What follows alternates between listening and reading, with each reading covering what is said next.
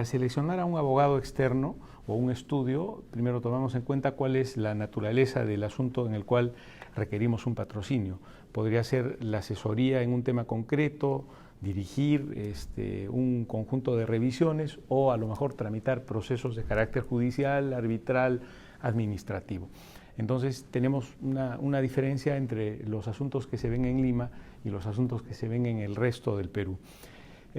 Para tomar la decisión, primero buscamos la especialidad del abogado o del estudio de abogados que tenga, digamos, un carácter notable en esa actividad, y según sea la ubicación, podría ser que tomemos el patrocinio de un estudio en Lima que tenga una red de oficinas o que tenga oficinas en el lugar donde tenemos el asunto de la controversia o el asunto para el que requerimos la asesoría. Entonces, es la especialidad, es el conocimiento, son, digamos, los nexos que pueda tener el estudio, ¿no? Cuán posicionado puede estar eventualmente el estudio en un tema que sea útil para nosotros. Esos son básicamente los criterios que tomamos. Ahora, dependiendo de la singularidad, podría ser que en función a los criterios que ya tenemos, a las relaciones que tenemos con los estudios o con los abogados, directamente le ofrezcamos a alguno de los estudios que nos haga, por ejemplo, una cotización sobre un tema, o tomemos a 2 o a 3, ¿no? Va a depender de la urgencia, de la singularidad, que o bien veamos en el panorama cuáles podrían ser los más relevantes, o ya inclusive por un criterio de urgencia y de especialidad directamente nos pongamos en contacto con un estudio. ¿Tú conoces a los estudios por referencia o cómo es que los ubicas o los identificas, o por el abogado que ya has conocido antes? Básicamente, bueno, los conocemos por la interrelación que ya tenemos con los estudios, y desde luego por las referencias que eventualmente podemos requerir para algún tema puntual, ¿no? Porque, por ejemplo, podemos tener una relación importante con el estudio A o el estudio B, que son de los más importantes, pero requerimos un patrocinio puntual, que a lo mejor lo tiene alguno de los abogados de esos estudios, o nos refieren a algún especialista que se encuentre tal vez en un estudio más pequeño o que tenga él mismo su propio patrocinio. ¿Y cómo entraría, por ejemplo, un nuevo estudio boutique, bueno, a ser proveedor? Esto es absolutamente dinámico, ¿no? O sea, estamos con un estudio, estamos con otro. Al final, la satisfacción del servicio, la idoneidad, la oportunidad, la corrección del servicio y la razonabilidad de los precios es lo que nos hace que tengamos un dinamismo permanente, y siempre estamos abiertos a ver nuevas posibilidades, y el criterio para que los abogados que nos patrocinan externamente nos sigan patrocinando es pues la eficiencia, los resultados, la coherencia de lo que se puede hacer. ¿Abiertos a que te atienda otro proveedor significa que lo vas a conocer o no lo vas a conocer? ¿Cómo conoces, cómo se acerca un nuevo proveedor, un nuevo estudio? Bueno, nos hacen ofertas de servicio, nos invitan a que los conozcamos, los tenemos en cuenta, vamos indagando cómo es que están ubicados en el mercado, qué patrocinios importantes han tenido. ¿La obtienes a través de directorios legales o cómo la obtienes? Bueno, de todas las formas, ¿no? Directorios legales, y hacemos búsquedas en general, pedimos referencias de gente que los conozca, de clientes, de otros abogados, de otras empresas, y así nos formamos un panorama, ¿no? Y esto es muy dinámico. ¿Contratarían abogados que no están rankeados o considerados en directorios legales? Pero por supuesto, ¿no? Varios de los abogados que tenemos no están rankeados, o sea, externos, no, desde luego.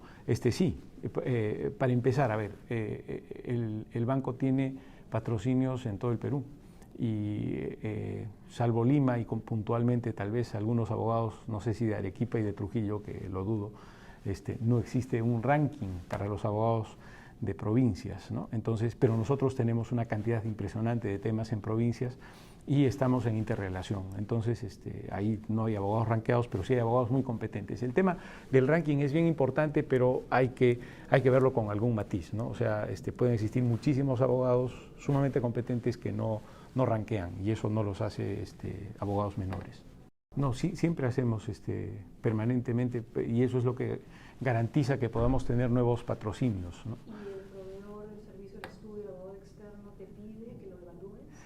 En oportunidades, no siempre, ¿no? Pero digamos, la mejor evaluación es cómo ha resultado el tema, ¿no? Cuán oportuno ha sido, cuán útil ha sido, cuántas nuevas luces hemos podido obtener respecto de la solución de un tema, etcétera, ¿no? Pero sí, es un tema de retroalimentación, porque además en el camino se va armando el tema, ¿no? Porque no es que le encargamos a un estudio que haga algo, sino que estamos en una interrelación permanente. Por ejemplo, si es determinar una posición legal de algo, nosotros tenemos una idea, vemos el marco normativo, formamos una digamos, idea general de lo que debe ser y lo ponemos a consideración del estudio para que nos haga los matices, nos diga, no, acá hay este otro problema, no han visto esta otra norma que sería de aplicación en el caso concreto, etcétera. Entonces, se va construyendo, es una actuación, un juego como en pared, vamos en conjunto. Y lo mismo en el caso de los juicios, donde la estrategia general la fijamos nosotros, pero evidentemente en coordinación con el estudio externo, y esto es dinámico, ¿no? Porque va cambiando conforme se vaya produciendo pues el avance del caso. Sí, desde luego es un rol más activo. Probablemente en otra época los gerentes legales tenían un rol más administrativo, más de dirección desde afuera. Yo creo que ahora hay una interacción más constante en la atención de los temas. Sí, desde luego. Claro, porque digamos una entidad como el banco en el que trabajo tiene pues una gran cantidad de abogados internos que además están repartidos en áreas de especialidad y de subespecialidad, ¿no? Entonces hay una masa de asuntos legales, una cantidad, para hablar con propiedad, una cantidad de asuntos legales impresionante que se atiende internamente, pero desde luego hay casos más complejos o hay singularidades que requieren de otro tipo de habilidades, mayor especialización, mayor dedicación específica de ese caso, etcétera. Entonces ahí tenemos a los estudios externos, pero es una actuación permanente de interrelación. Sí, nosotros hay varios temas, la alimentación de la jurisprudencia, el seguimiento de los casos a partir de soportes informatizados que primero incorporan en la base de datos todos los casos y además van indicando los avances procesales y van señalando, por ejemplo, alertas, bases de datos informativas sobre normas, sobre jurisprudencia. Yo creo que son herramientas muy útiles, que nos son útiles para el día a día, y además los estudios, por ejemplo, tienen un interés en precisar información de especialidad, y entonces, por ejemplo, es un complemento interesante la información que llega en vía de boletines, ¿no?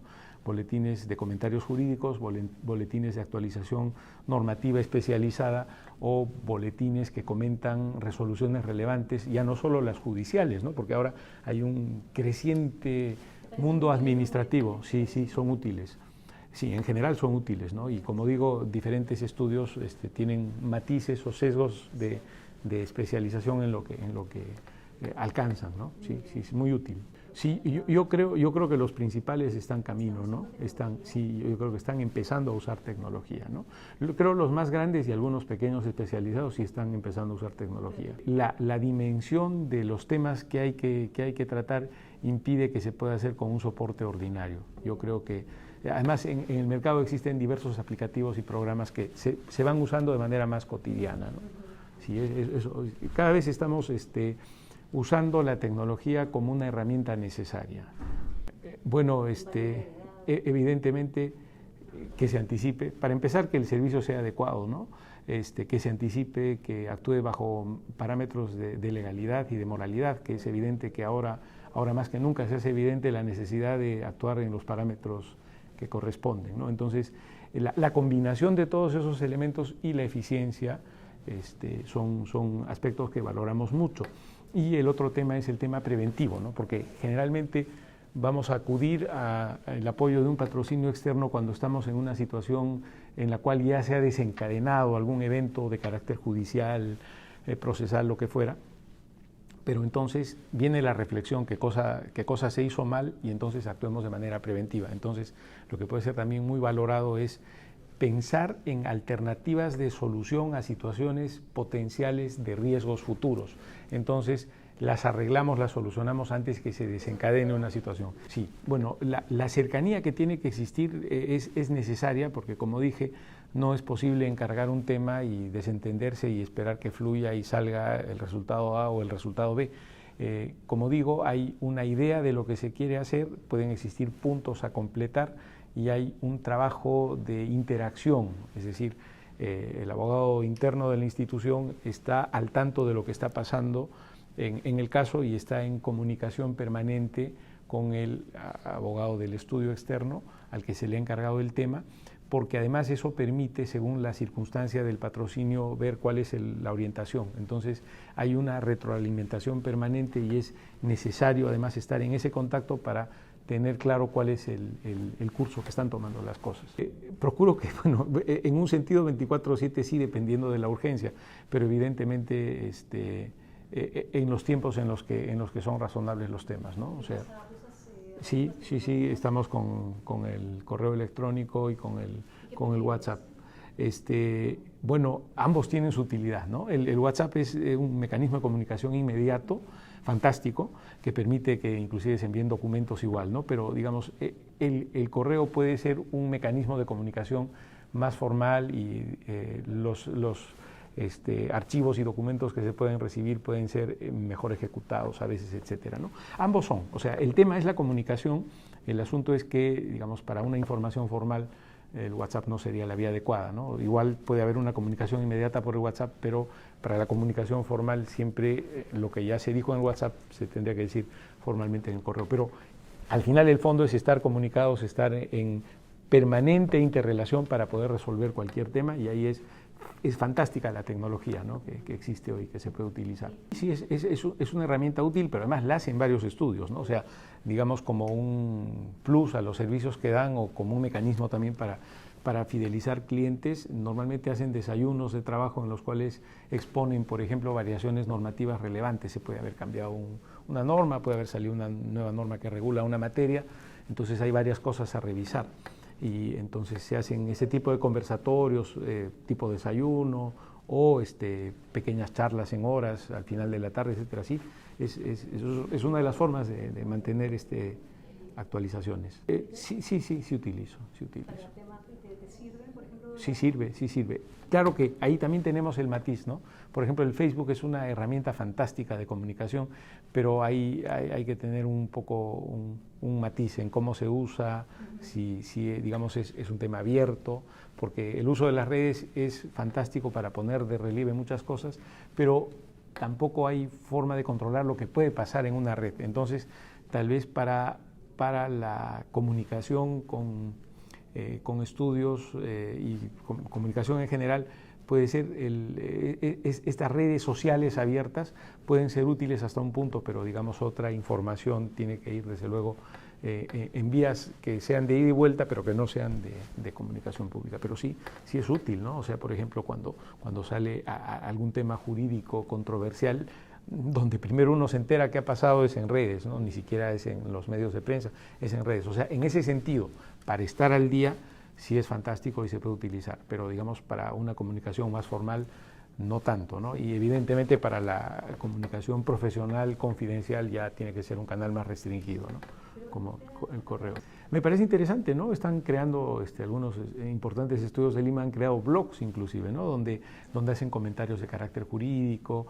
Existen varias páginas que no son de estudios, sino digamos, de investigadores, inclusive de estudiantes que se dedican a comentar resoluciones. Hay compañías que tienen una base de datos de resoluciones judiciales, de jurisprudencia, y envían boletines y permiten el acceso, etcétera, ¿no? O sea, me parecen herramientas muy útiles que sirven para, primero, tener una base de datos, y segundo, o no tenerla, sino acceder a una base de datos muy grande, y segundo, estar al día con las situaciones que se pueden dar, si es que uno no ya las ha visto por su propia secuencia de revisión normativa. Igual estas alertas surgen con lo que un estudio hace saber a través de un boletín o a través de la información que aparece en redes. Sí me parece que la web de un estudio es un canal importante para, primero, tener comunicación y segundo, tener información, y además es un medio por el cual puede existir un acceso global, inclusive más allá de los directorios de abogados. Es una forma de comunicarse que está abierta desde cualquier lugar, y además, aun cuando ya exista la relación, hay un tema de dinamismo porque uno puede saber cuáles son los patrocinios más importantes, los socios, sus áreas de especialidad o una cosa tan elemental como obtener el correo y el teléfono para comunicarse. Por eso es súper útil. Una consulta, en cuanto a la gestión de tu área, ¿ustedes utilizan Legal Project Management o algún tipo de herramienta así un poco más moderna? Tenemos herramientas propias, internas, que se han creado por los sistemas informáticos del propio banco. Sí tenemos esos aplicativos equivalentes, pero hechos in-house, ¿no? Sí, claro, desde luego, porque el manejo de datos y de información es muy grande, entonces necesitamos de esas herramientas.